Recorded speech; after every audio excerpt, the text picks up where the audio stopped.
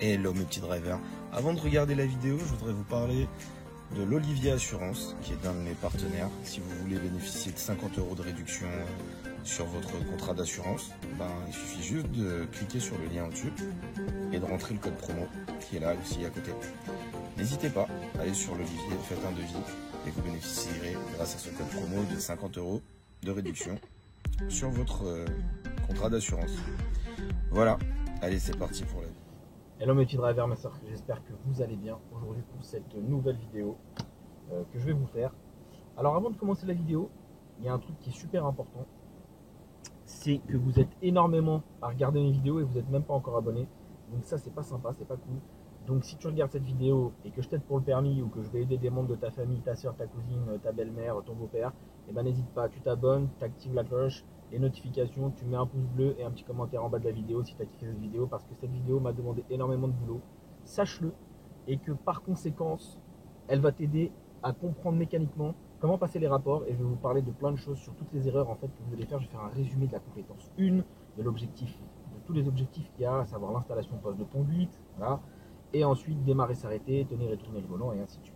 Donc, on va tout de suite partir. Donc, comme vous pouvez le voir, pour démarrer une voiture, c'est très simple. On appuie sur la pédale d'embrayage à fond, je passe la première, je trouve le point de patinage, j'accélère, et c'est important d'accélérer. Et ensuite, éventuellement, je pourrais le lâcher complètement, voilà, pour continuer sur ce qu'on appelle le ralenti moteur, à savoir que la voiture, elle roule toute seule, comme vous pouvez le voir là. Tout d'abord, il faut que je trouve mes clés pour ressortir. Mais qu'elle roule toute seule, vous voyez, si je touche à rien, elle avance, c'est pas moi qui avance, et là je lui mets juste un coup d'accélérateur parce que la pauvre, sinon dans la montée, ça va être compliqué pour elle. Voilà, donc là on va se faire directement un démarrage en côte pour toutes les erreurs que font les élèves, notamment sur ce genre d'intervention.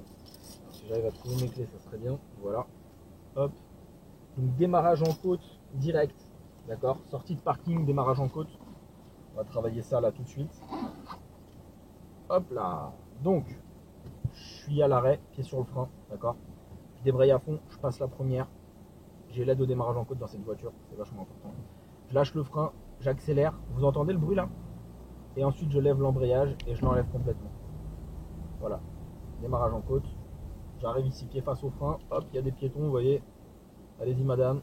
Donc faut être vif, faut s'y attendre éventuellement. Et on s'arrête tranquillement et on les laisse passer. Je vérifie des deux côtés, il n'y a jamais de piétons et comme par hasard ce soir il y en a plein. Allez-y madame.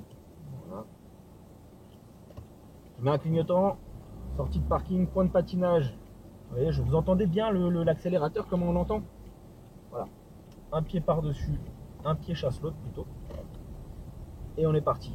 Beaucoup d'élèves ne restent pas suffisamment sur le point de patinage, du coup ils calent un peu trop, c'est trop souvent parce qu'ils n'arrivent pas à rester suffisamment sur le point de patinage, ils n'arrivent pas à le trouver. Si vous avez du mal en fonction des véhicules, parce que vous pouvez conduire plusieurs véhicules dans votre formation, sachez qu'il peut être un peu plus haut ou un peu plus bas. Et c'est important de savoir comment doser la pédale d'embrayage, sinon vous êtes foutu. Moi j'aime bien revenir au point mort, vous voyez, comme là. Comme ça, je peux arrêter d'avoir tout le temps le pied sur l'embrayage, c'est grave utile de revenir au point mort quand on est dans les bouchons, c'est ce qui nous attend.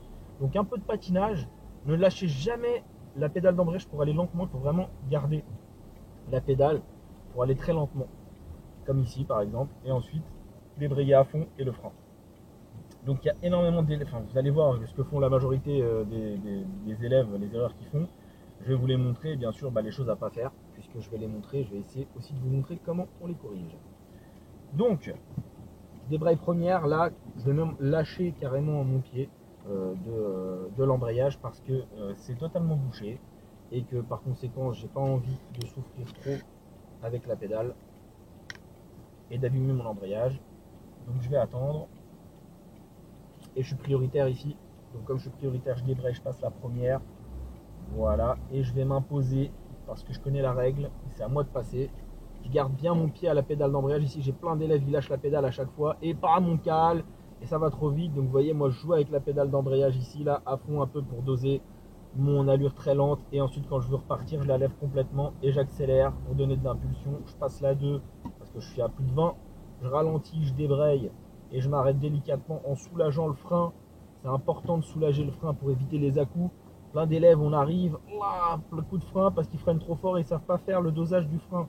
C'est-à-dire être en train de tâtonner à la fin comme une vibration, si vous voulez, que le freinage soit le plus doux possible. Et en fait, vous vous sentez à vous avancer et ralentir. Ça, c'est super important, c'est extrêmement important. Donc pour le moment, comme vous pouvez le voir, que de la compétence 1, tenir et tourner le volant, démarrer, s'arrêter en première et en deuxième.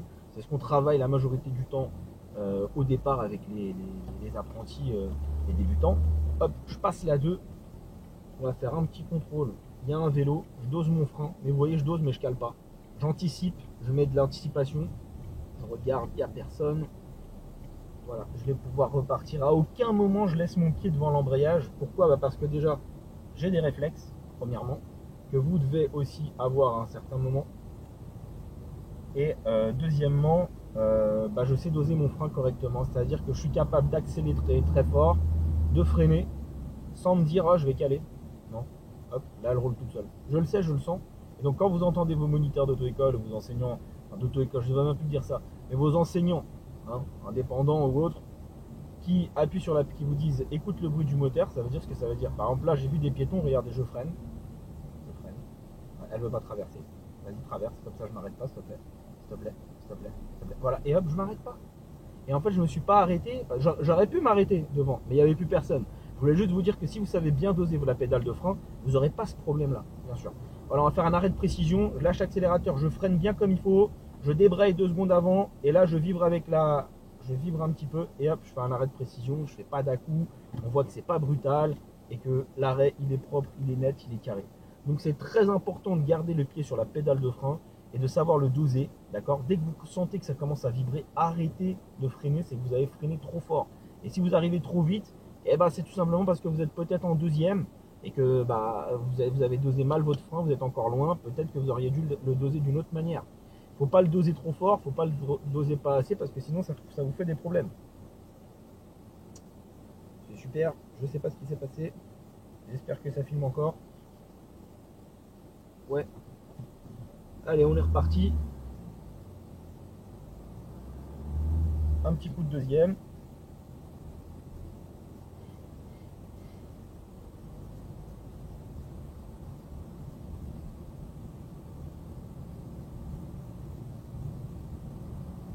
Ouais. Je sais pas ce qui s'est passé. Je croyais qu'il y avait une caméra qui s'était coupée, mais en fait non. Donc, pied face au frein, on continue.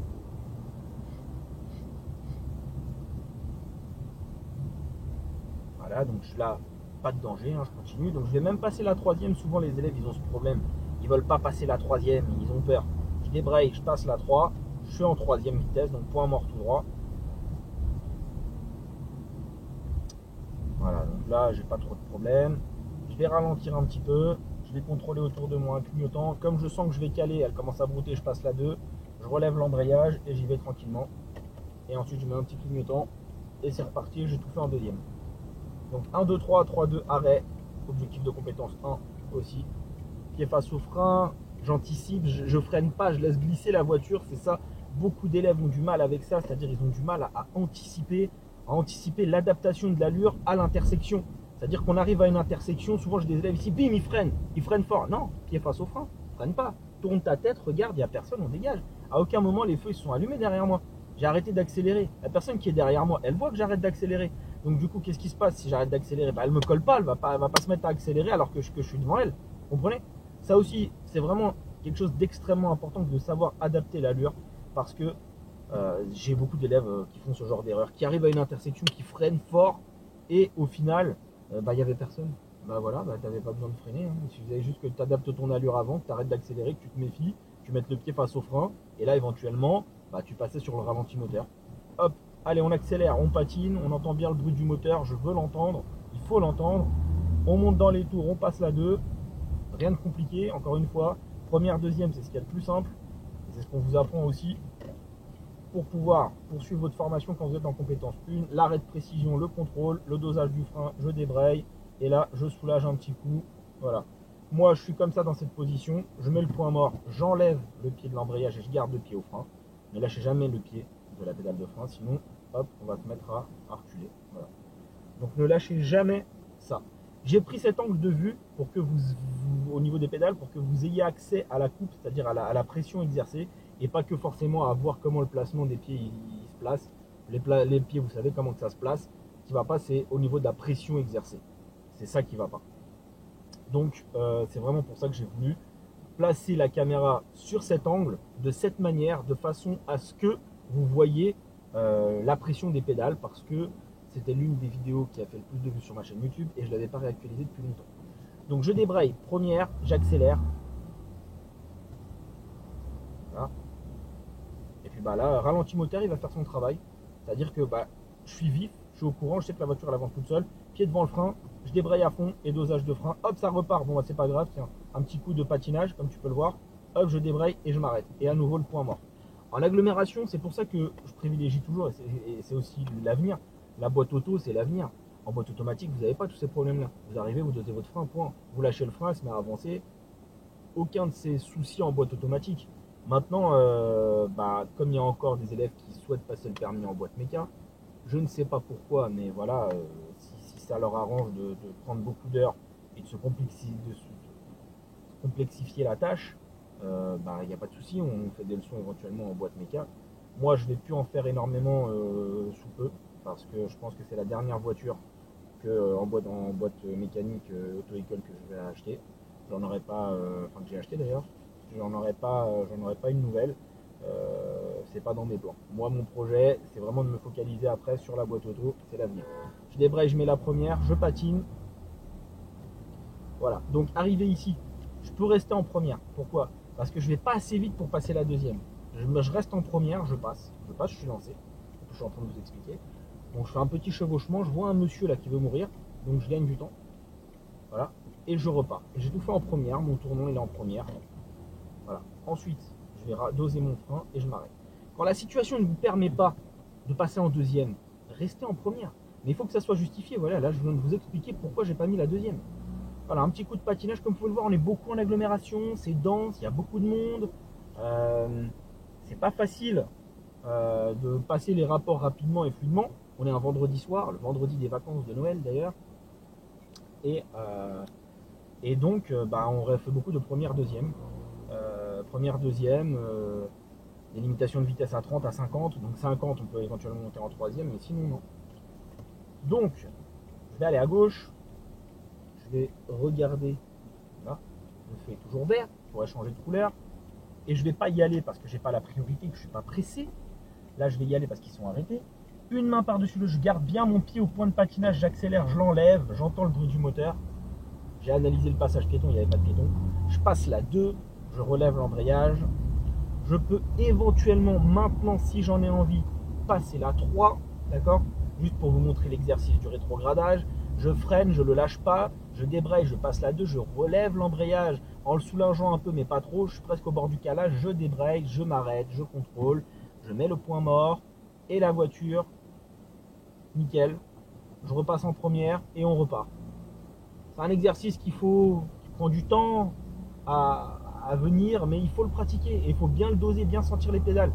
Allez, je passe la deuxième, on continue. Donc là, en agglomération, il n'y a pas de problème. Les piétons, ils ne veulent pas traverser, c'est pas à eux de traverser, le bonhomme il est rouge. Parce que mon feu à moi, il est règle. Petite révision du code, pour ceux qui ne le savent pas. Règle que vous devez connaître par cœur, absolument par cœur. Quand le feu est vert, d'accord, et que vous allez tout droit, le bonhomme il est rouge. Le bonhomme il est vert pour les piétons que à droite et à gauche. Mais comme vous allez tout droit, vous allez ni à droite ni à gauche, c'est à vous de traverser. Maintenant, si vous après un feu vert, vous allez à droite et à gauche, le bonhomme il est rouge. Cette règle, vous la prenez par cœur parce que c'est à cause de ça que beaucoup d'élèves ratent le permis, parce qu'ils ne sont pas sensibilisés suffisamment à cette règle. Je dose mon frein, je commence à chevaucher légèrement mon volant, je débraye à fond, je contrôle et je m'arrête délicatement. Ici, je reviens au point mort. Vous remarquerez que j'ai pas fini de tourner, donc j'ai pas redressé mon volant encore. Parce que si je le redresse, je vais être un peu éloigné de la bordure de droite. Et c'est pas ce que je veux. Moi, je veux rouler toujours le plus à droite possible. Voilà. Et on redémarre. Petit démarrage en côte. Hop, point de patinage, accélération. C'est parti, je l'enlève. Alors, on peut faire le démarrage en côte au frein à main si vous voulez. Je suis pas adepte de ça. Je le fais au pied, ça se passe bien. Mais on peut le faire aussi au frein à main. Donc, je regarde partout. Le feu, il est vert. Le bonhomme là-bas, il est rouge pour le moment, mais va passer au vert parce que je suis passé sur la fin du feu vert. Je passe la 2.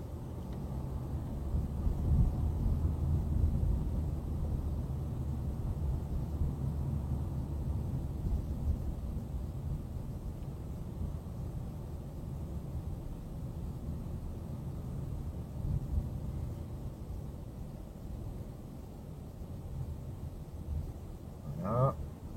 Je dose mon frein et je m'arrête tranquillement. Donc bientôt on va sortir de Paris. On est bientôt en dehors de Paris. On va passer sur un autre objectif. Voilà, là il y a une dame qui veut traverser. Je vais la laisser. Personne ne l'a laissé passer.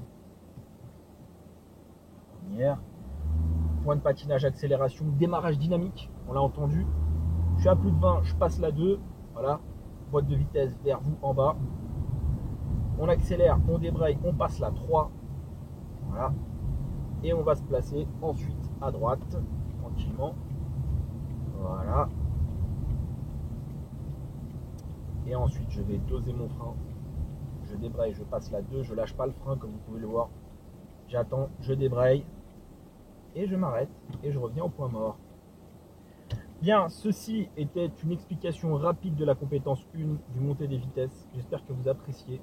Likez, partagez cette vidéo parce que c'est des vidéos pépites. Ça, je vous assure, personne ne fera ce genre de vidéo avec ce genre de montage et ce genre de synchronisation. Vous pouvez chercher pendant longtemps, personne ne le fait comme ça. N'hésitez pas à vous abonner. Pour tous ceux qui regardent et qui ne sont pas abonnés, je vous jette un sort. C'est pas sympa. Allez, je vous dis à très bientôt sur la chaîne.